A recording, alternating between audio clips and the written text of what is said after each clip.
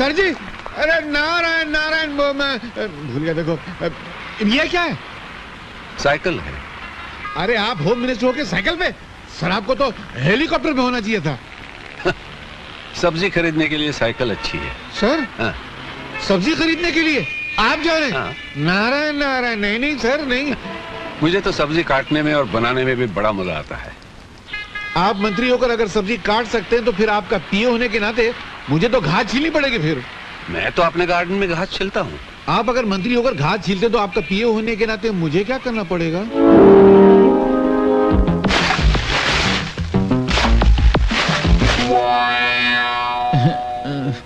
क्या सर, आपका पीए बनने में कितना खुश हुआ था। मैं समझा था कि मैं कैश कमाऊंगा, ऐश में रहूंगा। आपका पीए तो बन गया, मगर लगता है बिना खाए पिए ही मर जाऊंगा। सर थोड़ा कमाना था ना सर। ईमानदारी से जीना सीखो, उससे अगर कुछ बनता नहीं तो बिगड़ता तो नहीं ना।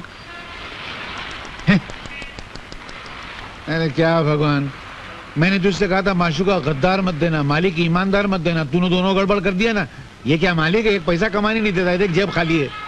मेरी कहानी फिर से लिखना, मैं आगे मिलता हूँ। अरे मालिक, सर मैं ये कह रहा था कि आजकल के जमाने में इतनी ईमानदारी अच्छी नहीं है, थोड़ी थोड़ी बेईमानी करना चाहिए।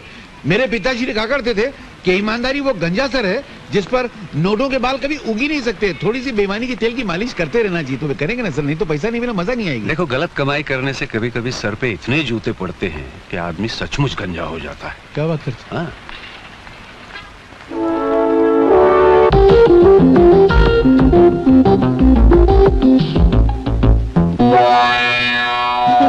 अरे सर,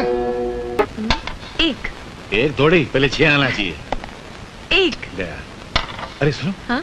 कोई बकरा आ रहा है, जा। मेरी घड़ी कहाँ गई? मुझे क्या मालूम? आप नहीं चुराई होगी। क्या मतलब? मेरे जेब में किसी घड़ी निकलती है? हाँ। क्या ये कहाँ से आई? घड़ी दीजिए मेरी। मगर नहीं, हाँ लेना यार। घड़ी दीजिए ना। लेना जा। नमस्ते जी। नमस्ते। क्या है? मिनिस्टर साहब घर में हैं? तुमने मिनिस्टर साहब को कभी देखा है? जी नहीं। फिर कैसे पूछ लिया कि मिनिस्टर साहब घर पे हैं? हो सकता है कि मैं ही मिनिस्टर हूँ फिर। खड़े रहो। मेरा मतलब है कि उनमें और मुझ में कुछ ज्यादा फासला नहीं है। वो मुझ में है और मैं उनमें हूँ। उनमें और मुझ में इतना ही फर्क है जितना मुझ में और मुझ में है, तुझ में और तुझ में है। जी मैं कुछ समझा नहीं। मैं खुद नहीं समझा तो तुमको क्या समझाऊं? बोलो क्या काम है?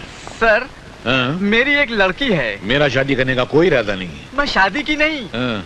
मैं उसका एडमिशन मेडिकल कॉलेज में करवाना चाहता था। मेडिकल कॉलेज में? जी। आपको मालूम है मेडिकल कॉलेज की सीट कितनी महंगी है? एक लड़का 105% लेके पास हुआ था। 105? हाँ? 100 लिखाई के, 5 सफाई के। सफाई के? अरे कुछ लिखा ही नहीं था तो सफाई नहीं हुई यार। तो उसने 5 लाख रुपया भरा तब जाकर उसको सीट मिली। तुम्हारे पास 5 लाख रुपया, अभी सीट दिलाता हूँ।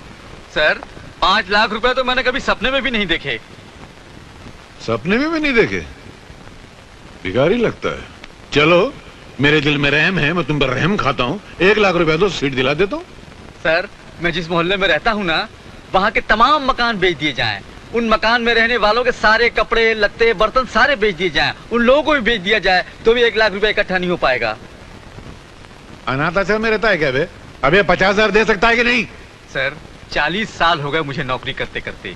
अब तक मेरे प्रोविडेंट फंड में 50,000 नहीं जमा हो पाए। साला, अबे 5,000 देगा? मेरी औकात नहीं है। 500 रुपया देगा? तनख्वाह नहीं है मेरी। अबे तो तेरी औकात कितनी है? 5 रुपए की। हा?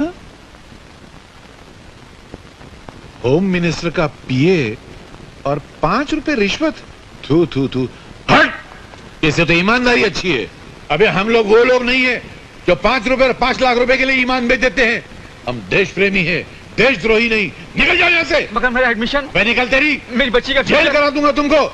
हमारा ईमान खरीदते हो? हम जैसे सच्चे लोग जिन्होंने कभी आज तक रिश्वत नहीं ली। निकलो, हवलदार, पुलिस वाले गिरफ्तार कर लो। बताओ